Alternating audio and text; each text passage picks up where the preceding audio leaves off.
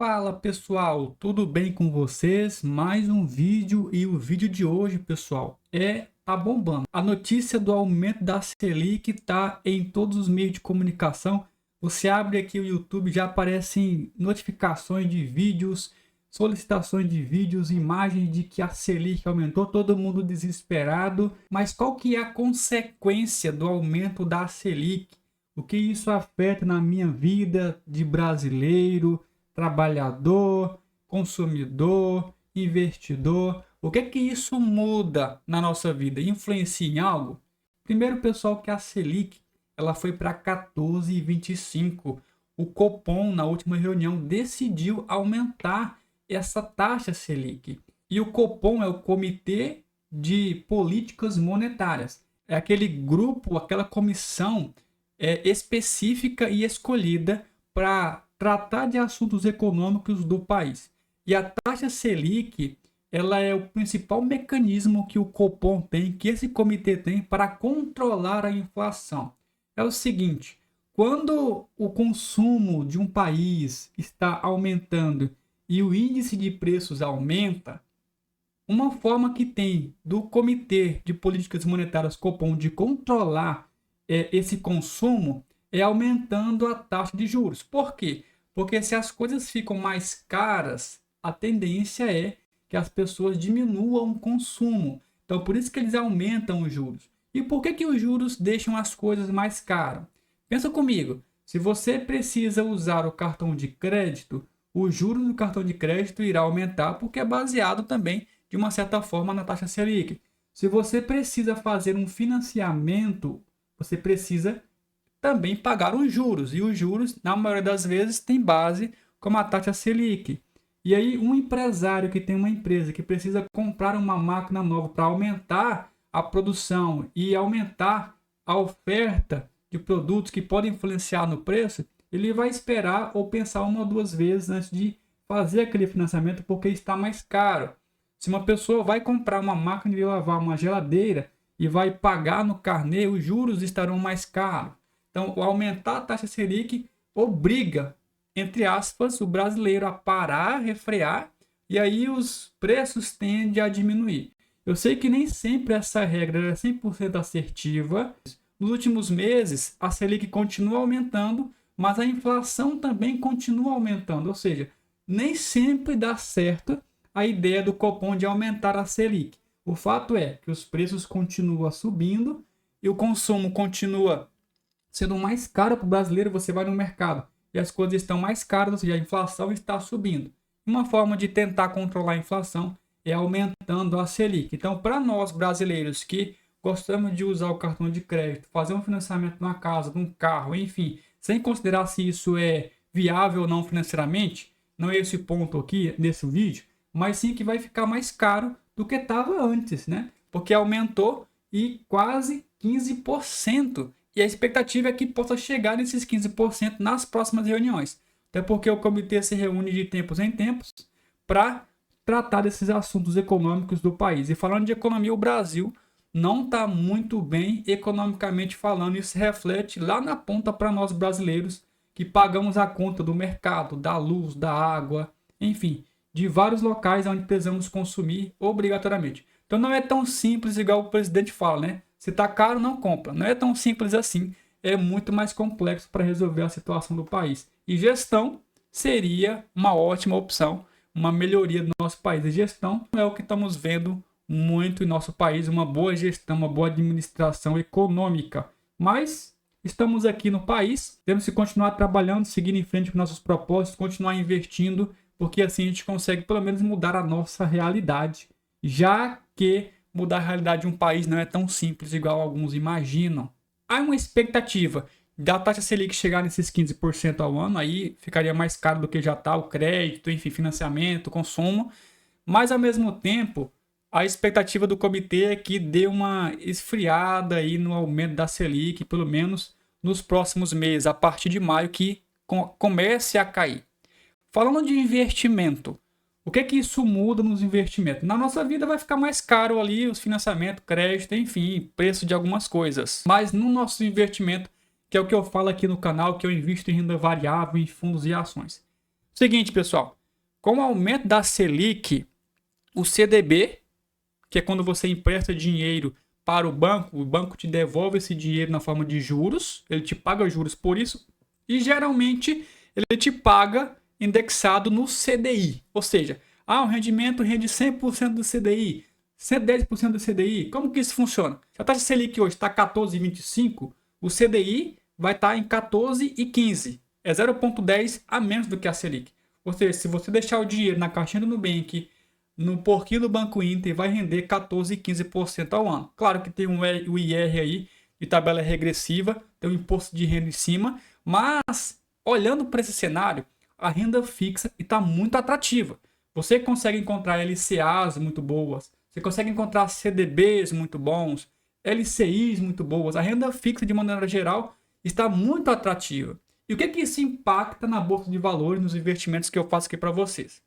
Se o fundo imobiliário, pessoal, hoje, MXRF11, AFH11, outros fundos, estão pagando 10, 11, 12% ao ano, e existe um risco no preço da cota dos fundos caírem, correto? Porque é renda variável. Um dia está alto, um dia está baixo.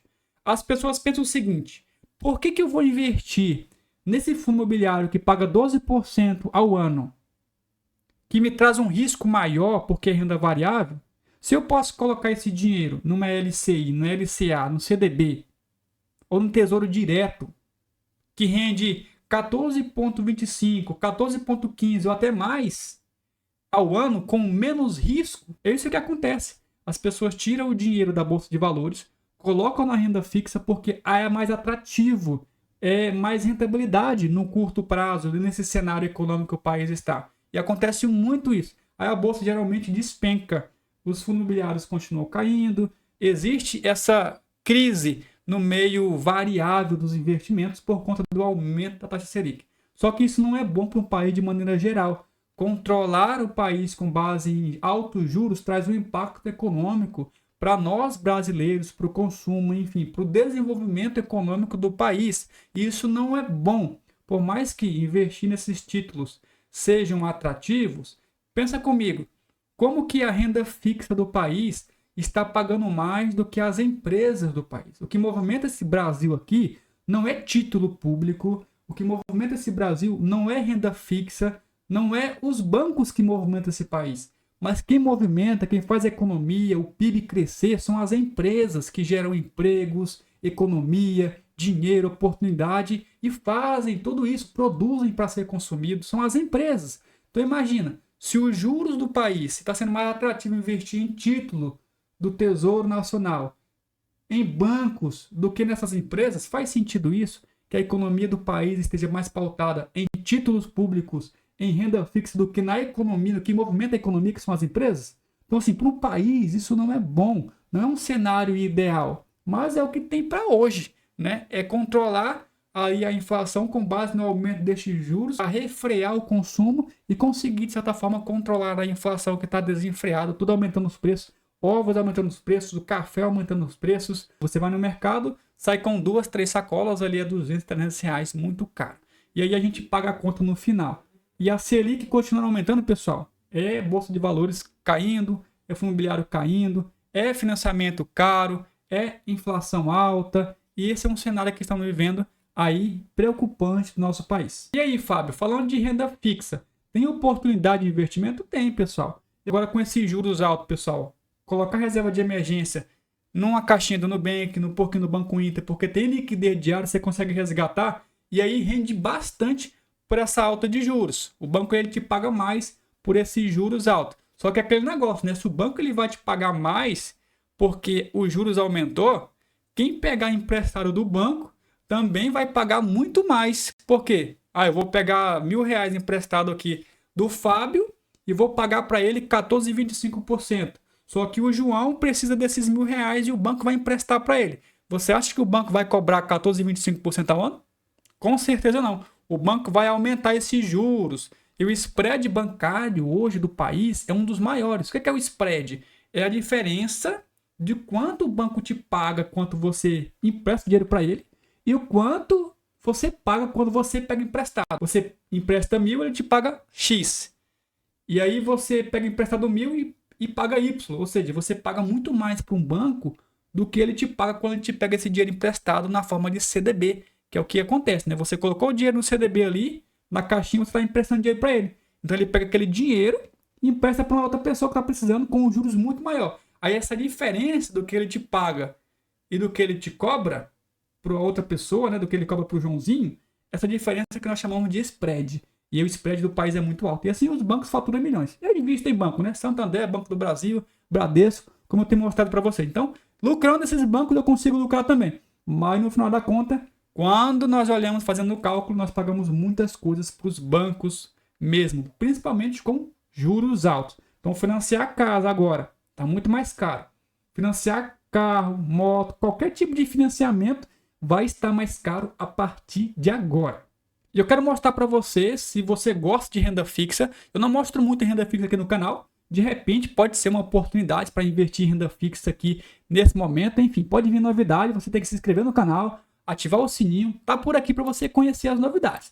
Mas, como o momento é taxa Selic e renda fixa aumentando, eu vou mostrar aqui, dentro da minha corretora, algumas oportunidades que surgem na renda fixa também. Para ser justo, né? Eu sei que tem gente que gosta de investir na renda fixa, por mais ser mais seguro. Eu sei que tem gente que está começando a investir. E eu sempre recomendo, se você está começando a investir, investe naquilo que é mais seguro, para você criar ali casca, ter uma estrutura psicológica, conseguir colocar o dinheiro e não perder o sono. Então, é recomendável sim que você invista em algum lugar que você entenda que traga segurança para você, de acordo com o seu perfil de investidor. Eu sei que nem todo mundo coloca dinheiro nas ações, em fundos, por ser mais arriscado, principalmente quem está iniciando, que tem muitas dúvidas. E aqui, pessoal, na minha carteira, eu tenho a minha carteira de renda variável, fundo imobiliário e ação.